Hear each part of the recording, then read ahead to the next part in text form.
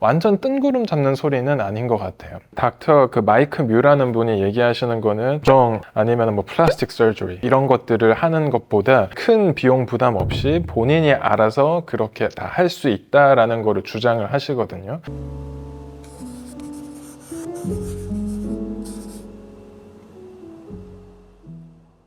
안녕하세요. 다른 치과 의원 박경서 원장입니다. 오늘은 뮤잉에 관련해서 얘기를 나눠본다고 들었어요. 저도 뮤잉이라는 말 자체를 이번 기회에 처음 알게 됐는데 처음에 찾아봤을 때는 뜬구름 잡는 소리냐 약간 이렇게 언론들에서도 이거는 증거가 없다 이런 내용들이 되게 많았었는데 저도 파고 들어가다 보니까 그거를 주장하셨던 그 메인 연자분을 저도 이제 알게 됐어요. 그래서 그 내용을 바탕으로 저도 리뷰를 하면서 치과적인 영역 혹은 이제 과학적으로 어떻게 녹여낼 수 있는 내용들이 조금 있는 것 같아서 한번 같이 얘기 나눠볼까 합니다. 뮤잉이 뭐예요? 뮤잉을 이해를 하시려면은 평상시에 자세가 올바르지 않거나 예를 들어서 다리를 꼰다라고 했을 때 골반이 뒤틀린다던가 이런 상황을 많이 보실 수 있잖아요. 근데 그게 결국에는 어떤 하나의 습관으로 이어진 것들이 거기에 맞춰서 근육이나 아니면 주변의 인대나 그런 것들이 이제 위치가 조금 변하게 되면서 골격도 거기에 맞춰서 따라오는 거라고 생각하시면 되거든요. 그래서 뮤잉은 이제 반대로 근육이나 이런 움직임들을 제 위치에 잡아줌으로써 올바른 어떤 형태를 골격적으로 조금 유도를 하겠다라는 컨셉으로 보시면 될 것 같아요. 여기에 이제 키가 되는 것들이 혀의 위치가 이제 제일 키가 되는 포인트인 것 같아요. 간략하게 이제 뮤잉의 어떤 동작을 말씀드리면 연예인들 혹은 이제 모델분들이 이렇게 많이 언급을 하셨던 것 같은데 혀를 입천장 뒤쪽에다가 힘을 주게 되면은 여기 보시게 되면은 한번 좀 돌려볼까요? 지금은 얘가 저도 사실 여기가 좀 두턱이라 가지고 그런데 제가 여기서 힘을 주게 되면은 올라가시는 게 좀 보이시나요?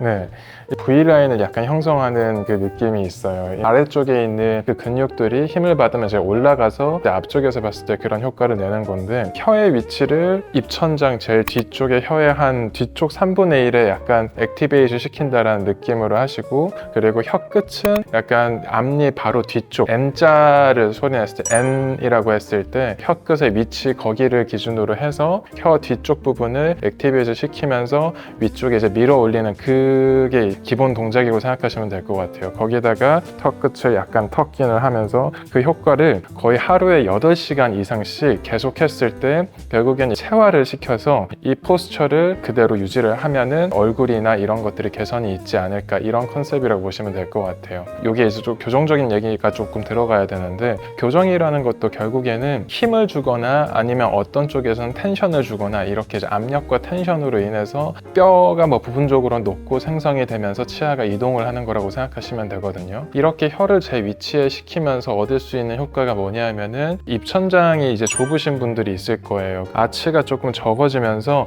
얼굴이 좀 길어 보이는 안무들이 있을 수 있는데 혀가 사실 굉장히 강한 근육이거든요. 그거를 조금씩 압력들을 전체 분산시키면서 주면서 아치를 좀 팽창을 시키고 그 다음에 거기에 맞춰서 식사를 하면서 추잉이나 이런 것들이 결국에는 교합의 위치를 점점 치아가 찾아가서 자동적으로 이제 교정적인 효과를 한번 내보자 라는 취지로 생각하시면 될 것 같아요. 하루에 몇 시간 동안 해야 되는 거예요? 교정장치 예전에 이제 브레이스를 많이 하고 이렇게 철기를 하고 많이 하셨잖아요. 결국에는 그것도 하루에 24시간씩 계속 작동하는 거라고 생각하시면 돼요. 근데 요즘 이제 투명 교정이라고 나온 것들은 최소 그래도 권장하는 시간은 거의 20시간 가까이 되는 거거든요. 그래서 깨어있는 동안은 거의 계속 했을 때 교정적인 효과가 조금 극대화된다라고 생각하시면 되는데 적어도 한 8시간 정도는 생각해 주시면 좋을 것 같고 근데 사실은 생각해보면 8시간을 한다 하루에 그럼 내가 8시간씩 시간을 내서 어떻게 이렇게 생각하실 수 있지만 거기서 말씀하시는 그 연재도 결국에는 계속 이제 누군가랑 말을 하고 나서도 마지막에 마칠 때는 텅의 포지션을 아까 말했던 그 포지션으로 가고 그냥 일상생활에 그거를 좀 익숙하게 하라는 취지로 생각하시면 될 것 같아요. 누가 만든 거예요? 영국의 닥터 뮤라는 박사신데 덴마크 쪽에서 교정 전문 일을 하고 오신 것 같아요. 이번에 좀 히스토리를 보면은 이제 예전에 1900년 초반, 19세기 초반이라고 했나? 그때 이제 이분의 할아버지가 그때 당시에 뭐 아치 익스펜더라는 장치를 써가지고 그 컨셉으로 뭔가 많이 뭐 교정 진료나 이런 것들을 좀 하셨던 것 같아요. 그거를 바탕으로 이분의 아버지가 이런 컨셉을 가지고 오시고 이분이 조금 더 구체화시킨 거라고 생각합니다. 생각하시면 될 것 같아요. 항상 이제 뜨거운 감자가 있을 때 정통적인 학파에서는 그거를 조금은 뭐랄까 보수적으로 보는 경향이 많거든요. 그래서 이거는 뭐 이렇다고 해서 제가 이제 뮤잉은 무조건 됩니다 뭐 이렇게 말씀드릴 수는 없지만, 이제 미국의 AAO라고 하는 곳이 미국 교정학회라고 생각하시면 돼요. 거기서 뮤잉에 대해서 얘기가 나왔을 때 했던 말이, 이거의 학문적인 근거는 치실 만큼 띠나다, 이렇게 이제 얘기를 해요. 그러니까 학문적인 근거가 사실은 조금 적기는 하지만 그래도 케이스별로 이런 내용들이 그래도 있다라는 걸 케이스 리포트 형식으로 좀 보여주고 있어서 아주 무시할 수 있는 내용들은 아닌 것 같고요. 제가 전반적인 그 내용을 살펴봤을 때는 이 뮤잉이라는 이 자체의 근거는 적지만 근육의 힘을 이용해서 골격적인 성장을 유도한다던가, 아니면은 미세한 어떤 힘을 줘서 치아의 이동을 한다던가, 아니면은 혀의 이취를 통해서 턱 관절의 어떤 편한 포지션을 잡아준다던가, 이런 것들은 각각의 다른 내용들 바탕으로 문헌들의 그건 정리가 사실 돼 있는 내용들이에요. 방금 말씀드렸던 이 세 가지 요소를 바탕으로 뮤잉이라는 것이 나왔다고 생각하시면 될 것 같은데, 그래서 아주 완전 뜬구름 잡는 소리는 아닌 것 같아요. 닥터 그 마이크 뮤라는 분이 얘기하시는 거는 정 아니면 뭐 플라스틱 서저리 이런 것들을 하는 것보다 큰 비용 부담 없이 본인이 알아서 그렇게 다 할 수 있다라는 거를 주장을 하시거든요. 교정과를 찾아가기 전에 그렇게 미리 한번 해보시는 것도 나쁘지 않고요. 하면서 그렇게 해보는 것도 나쁘지 않을 것 같습니다. 부작용도 있나요?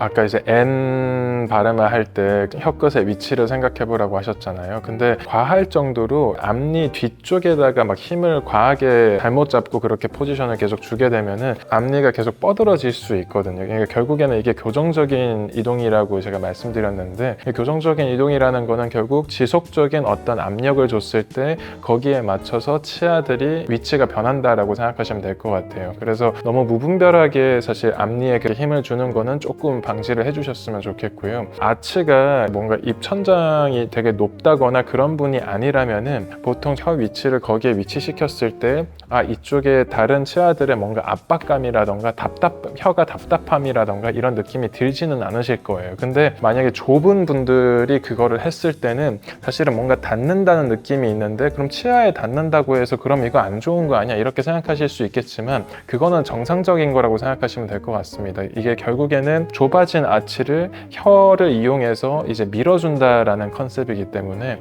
그거는 뭐 지속적으로 하루에 8시간씩 그렇게 한번, 이거는 그렇게 했을 때 탈이 나고 이게 나중에 되돌릴 수 없을 정도로 뭔가 나빠진 결과가 나올 가능성이 있다라고 하면은 제가 강하게 이거는 절대 하지 마십시오라고 얘기를 드릴 건데, 이거는 한다고 해서 이제 잃을 게 사실은 없는 거거든요. 그래서 한번 충분히 그냥 따라해 보셔도 괜찮을 것 같습니다. 뮤잉으로 효과를 본 사례들이 많은가요?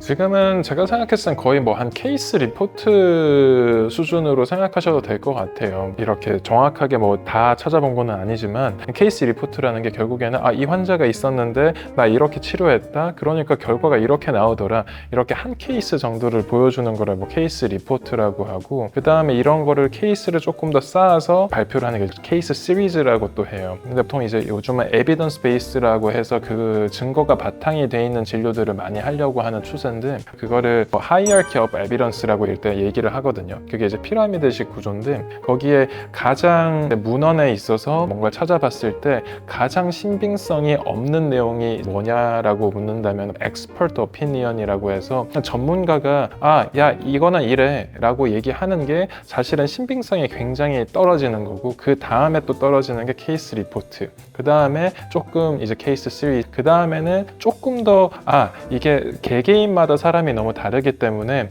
그러면은 우리가 이런 질환이 없는 사람들, 그리고 치아는 이렇게 튼튼한 사람들, 하지만 뭔가 이가 좀 삐뚤어지고 얼굴형이 좀 이상해, 그런 사람들만 모아서 한번 해볼까, 이렇게 이제 스터디하는 게 controlled trial이라고 또 얘기를 하거든요.